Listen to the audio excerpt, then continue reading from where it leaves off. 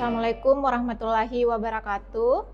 Salam sejahtera bagi kita semua. Semoga kita semua selalu diberikan kesehatan. Perkenalkan, nama saya Desi Nurhasanasari, SSI MSI dengan NUPTK 754 377 467 523 0193 sebagai dosen tetap pada program studi kimia Universitas Syekh Yusuf Al-Makassari Goa. Saya akan menjelaskan mengenai pernyataan diri dosen unjuk kinerja Tridharma Perguruan Tinggi PDD UKT-PT pada bidang pengajaran Serdos Mar 2026. Pada kesempatan ini saya akan menjelaskan mata kuliah yang saya ampu, yaitu mata kuliah Kimia Inti dan Radiokimia dengan kode mata kuliah KM4003 di semester 4 dengan bobot 2 SKS. Sebelum saya menjelaskan lebih lanjut mengenai kerangka pembelajaran saya, terlebih dahulu saya akan menjelaskan deskripsi mata kuliah Kimia Inti dan Radiokimia. Kimia Inti dan Radiokimia merupakan mata kuliah yang mempelajari struktur inti atom, kestabilan inti, reaksi inti, peluruhan radioaktif, ionisasi dan non-ionisasi, interaksi radiasi dengan materi, serta penerapan teknologi radiokimia di berbagai bidang. Nah, pembelajaran dirancang berbasis OBE dengan pendekatan Student Center Learning sehingga mahasiswa mampu mengintegrasikan konsep teoritis dengan penyelesaian masalah melalui analisis kasus, diskusi, dan proyek. Nah, dengan demikian lulusan diharapkan memiliki kemampuan berpikir kritis, mengambil keputusan berdasarkan data ilmiah, serta menerapkan teknologi nuklir secara aman, bertanggung jawab, dan berkelanjutan untuk mendukung inovasi di bidang kesehatan, industri, dan lingkungan sesuai dengan tujuan SDGs. Selanjutnya, capaian pembelajaran lulusan atau CPL pada mata kuliah ini yaitu CPL pertama, mampu menerapkan sikap bertanggung jawab atas pekerjaan di bidang keahliannya secara mandiri ataupun berkelompok. Kemudian CPL yang kedua yaitu mampu menguasai konsep teoritis, sifat, identifikasi, prinsip dasar untuk analisis, sintesis, pemodelan molekul, beserta analisis data di bidang kimia yang spesifik secara sistematik, serta mampu memformulasikan penyelesaian masalah prosedural. Selanjutnya CPL ketiga, mampu melaksanakan pekerjaan dalam bidang kimia yang menangani bahan kimia berbahaya sesuai dengan referensi teknis atau aturan standar nasional dan internasional yang berlaku.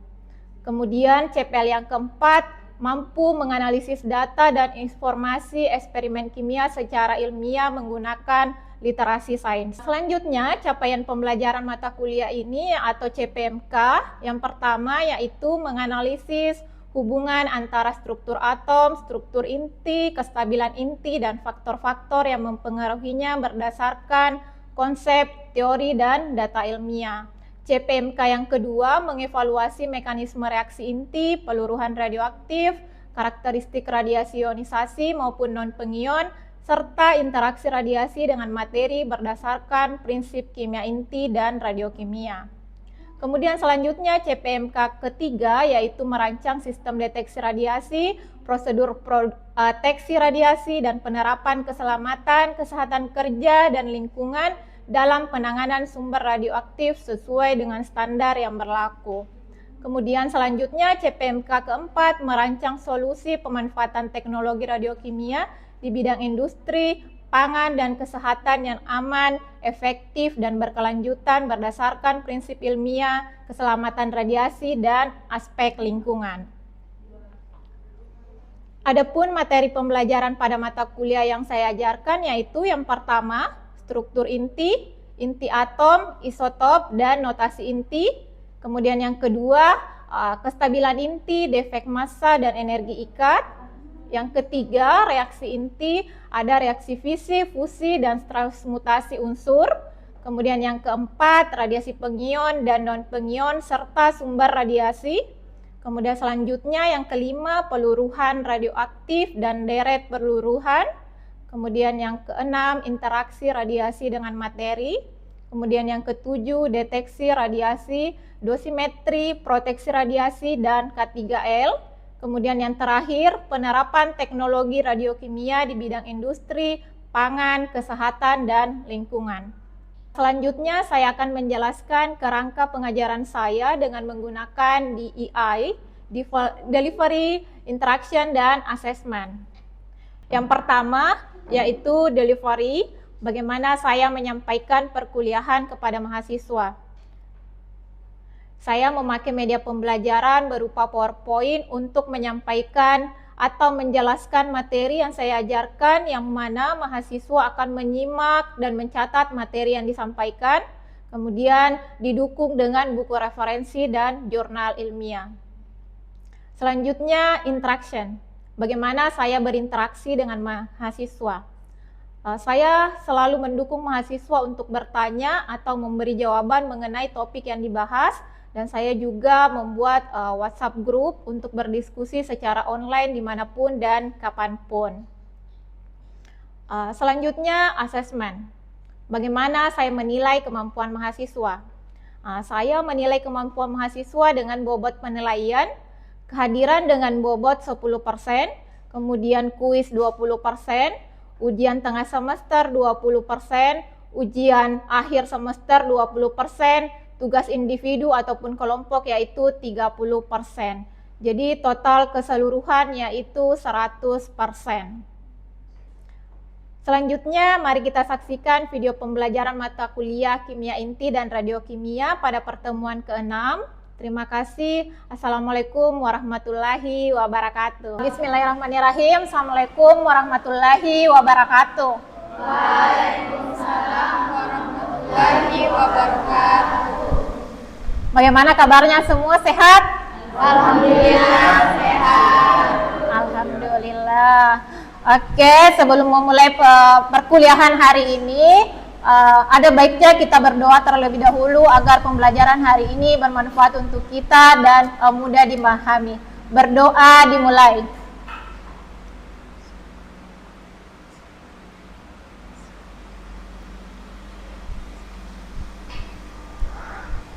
Amin. Berdoa selesai. Oke, mungkin ada yang masih ingat dengan materi minggu lalu untuk mata kuliah Kimia Inti dan Radiokimia. Jadi untuk materi minggu lalu itu ada erat kaitannya dengan materi hari ini. Di mana minggu lalu itu kita membahas tentang apa itu radiasi alfa, radiasi beta, dan gamma. Nah, untuk hari ini itu lanjutan dari materi sebelumnya. Namun sebelum saya masuk materi, saya ingin kalian melihat 4 gambar yang ada di atas. Nah, kira-kira gambar pertama ini gambar apa? X-ray. Ini biasanya digunakan di mana? Ronsen ya. Untuk apa kira-kira? Oh, foto-foto tulang. Kira-kira kenapa alat ini bisa baca tulang kita? Padahal tubuh kita kan luarannya itu ada kulit, sedangkan dia bisa tembus tulang kan? Kira-kira kenapa? Ada yang tahu? Oke, kemudian yang kedua. Kedua ini gambar apa? Siapa yang biasa menggunakan alat ini? Tidak ada. Digunakan untuk apa? Panggang. Bisa masak nasi nih? Oh, jadi untuk apa? Oh, menghangatkan makanan. Oh, berarti dia menghasilkan panas ya alat ini karena dia bisa menghangatkan. Oke. Kemudian gambar yang ini gambar apa? Lampu UV. Lampu UV. Ini biasa digunakan di mana? Di mana? Nah, ini biasa untuk sterilisasi. Biasa juga digunakan kayak di rumah sakit. Nah, misalnya bakteri itu disterilisasi menggunakan lampu UV. Nah, kemudian ini yang terakhir. Nah, pasti tahu semua. Jadi tadi gambar yang pertama bisa ada deteksi tulang tak. Nah, kemudian gambar yang kedua bisa memanaskan makanan. Kemudian gambar yang ketiga dia bisa mensterilkan. membunuh bakteri. Nah, kemudian yang keempat, laptop yang kita gunakan kan biasa digunakan untuk internet kan? Kira-kira dari mana sumber internetnya? Apa persamaan dari keempat gambar ini? Iya, silahkan. Oke, terima kasih atas jawabannya. Jadi keempat gambar ini tuh sama-sama menggunakan energi radiasi.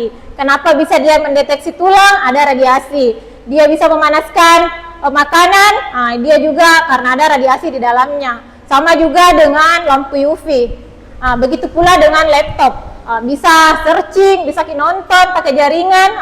Itu karena dia menggunakan salah satunya itu ada radiasi. Jadi untuk materi hari ini tuh kita akan membahas tentang radiasi ionisasi.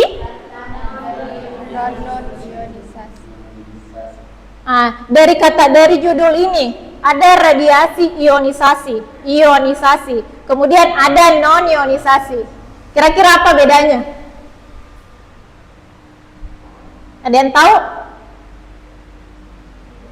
Ada? Dada?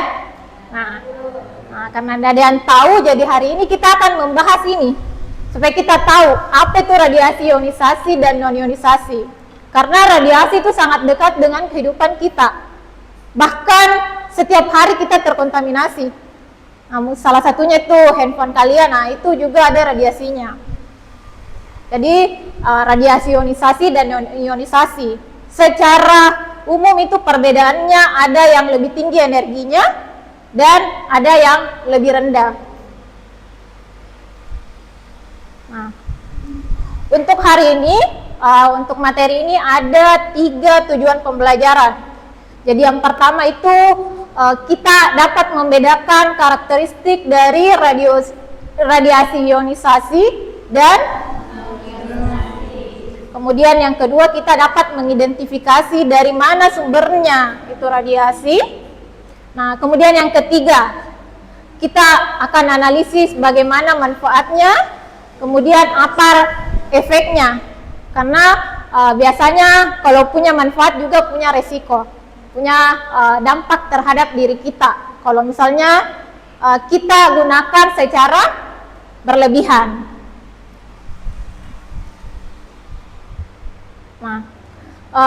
Sebelumnya saya mau bertanya, seperti siang ini kan panas terik. Nah, kira-kira cahaya matahari itu termasuk radiasi atau tidak? Ada yang bisa jawab? Oke, silahkan. Bapak Ibu izin menjawab. Iya, silahkan. Panas matahari itu termasuk radiasi karena panas yang kita rasakan itu berasal dari radiasi matahari, yang dimana matahari ini memancarkan energi ke bumi dalam bentuk gelombang elektromagnetik, sehingga itu kita dapat merasakan panasnya. Oke, terima kasih atas jawabannya, betul sekali. Jadi kita merasakan energi panas itu karena ada radiasi yang dihasilkan dari cahaya matahari. Nah, di mana sebelum kita keluar mungkin kalian semua menggunakan sunscreen. Menggunakan. Kira-kira apa gunanya sunscreen? Berarti matahari ini ada sinar UV-nya ya? Begitu? Kenapa gunakan sunscreen? Untuk apa? Supaya tidak belang. Oke. Oh, supaya tidak hitam.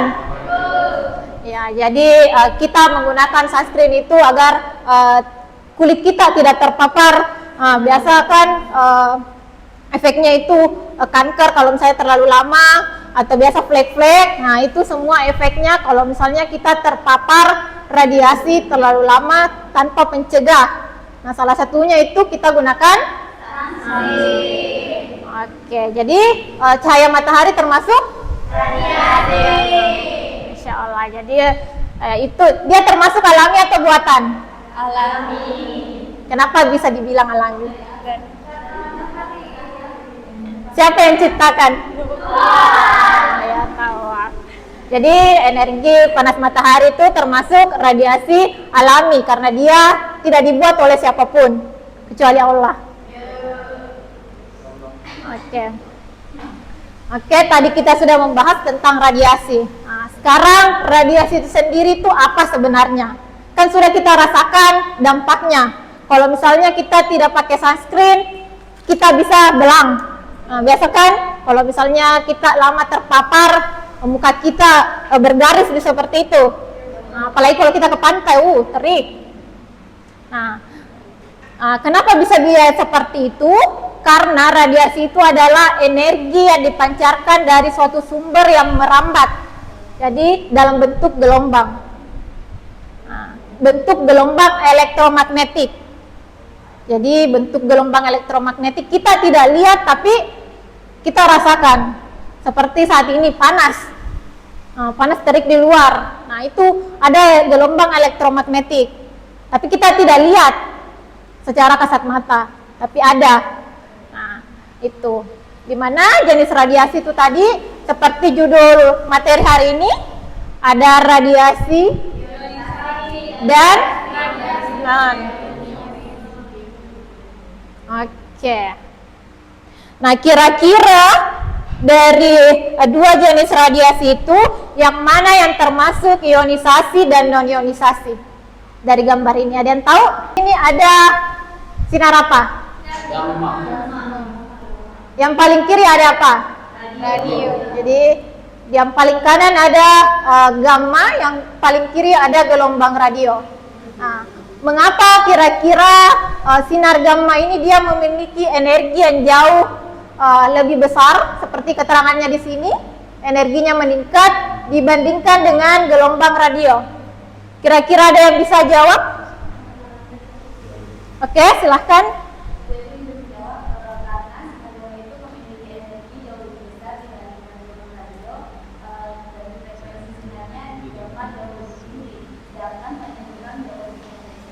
Oke, betul sekali. Tepuk tangan untuk temannya. Jadi betul sekali bahwa sinar gamma ini dia memiliki energi jauh lebih besar. Jadi dia energinya lebih tinggi. Karena dia energinya lebih tinggi, maka gamma ini kalau misalnya terpapar sama kita, itu bisa dirasakan dampaknya dalam waktu yang singkat. Nah, sedangkan kalau misalnya dia kayak gelombang radio, microwave, infrared, kalau misalnya kita terpapar itu, dia efeknya jangka panjang. Tidak langsung kita dapat. Beda misalnya, kita cek kesehatan di rumah sakit, kemudian kita menggunakan CT scan. Itu radiasinya lebih tinggi dibandingkan dengan radiasi kayak gelombang radio, microwave. Nah, itu. Tapi kalau misalnya kita terpapar radiasi tersebut, misalnya dalam waktu jangka yang lama, jadi kira-kira yang mana di sini, kanan atau kiri, yang pengion sama non? Yang mana lebih besar energinya tadi? Kalau yang besar apa itu? Kanan. Kanan apa? Besar. Apa? Pengion atau non? Iya, besar. Kalau yang sebelah kiri? Non. Apa? Yakin?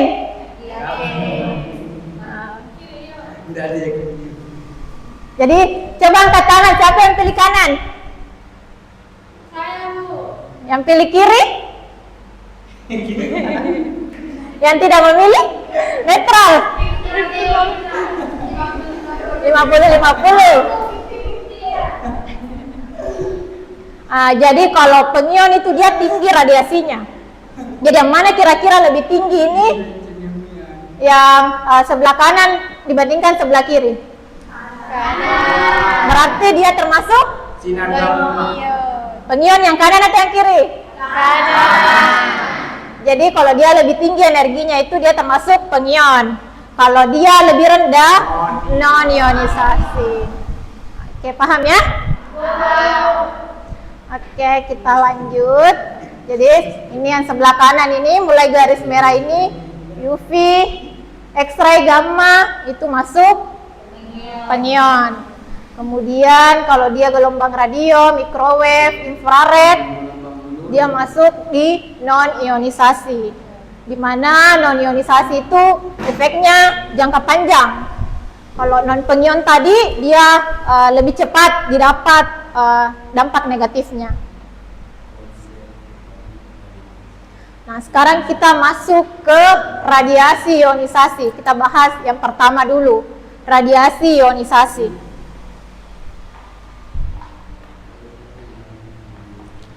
Ada yang masih ingat tadi radiasi itu apa? Gelombang apa?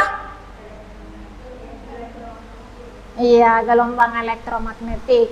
Jadi di mana tadi di slide sebelumnya kalau radiasi ionisasi itu dia sama aja dengan pengion. Ionisasi pengion sama. Nah, radiasi ionisasi atau radiasi pengion ini kemudian dibagi lagi menjadi dua jenis. Yang pertama ada yang dikenal dengan radiasi partikel. Kemudian dikategorikan juga radiasi elektromagnetik. Nah, di sini radiasi partikel itu seperti materi minggu lalu, ada partikel alfa, apalagi beta, neutron. Oke. Kemudian kalau dia elektromagnetik itu dia ada sinar gamma dan sinar X. Jadi dia memiliki energi yang besar untuk melepaskan elektron dari atomnya, sehingga dia menyebabkan terjadinya proses ionisasi. Oke.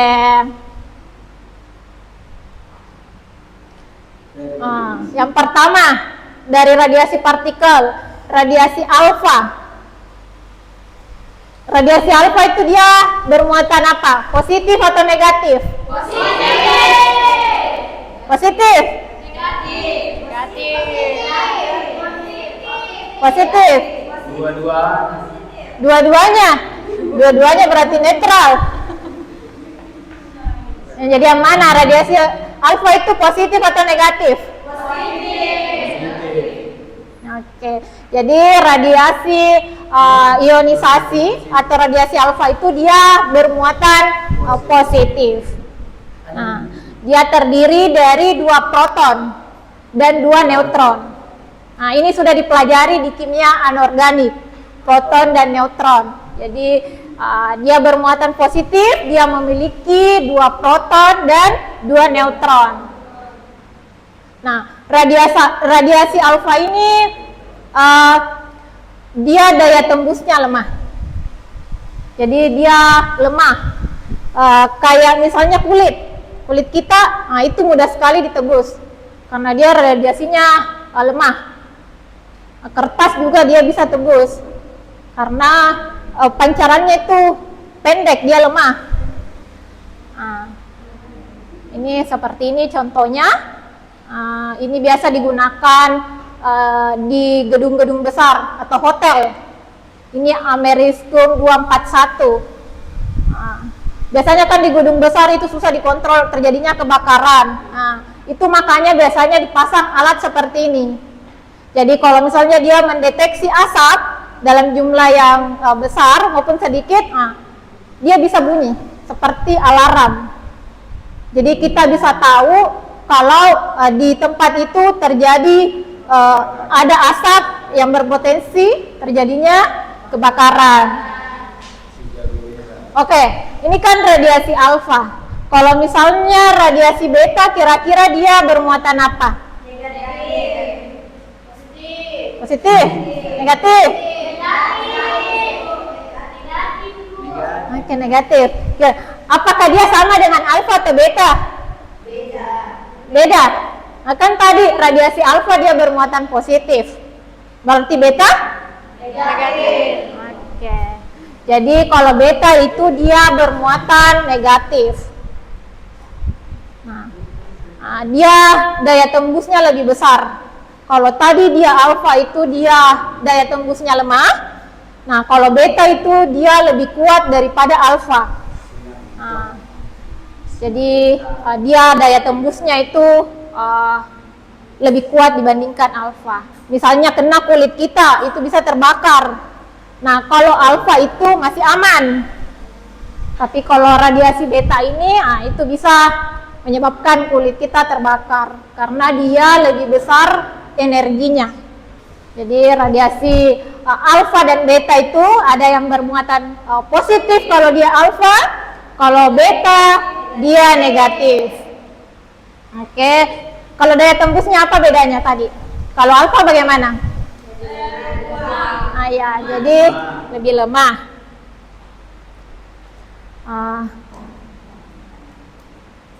Nah, kalau dia radioionisasi tadi itu dia elektronnya lebih besar ya daya tembusnya. Jadi dampaknya juga akan lebih cepat untuk didapatkan.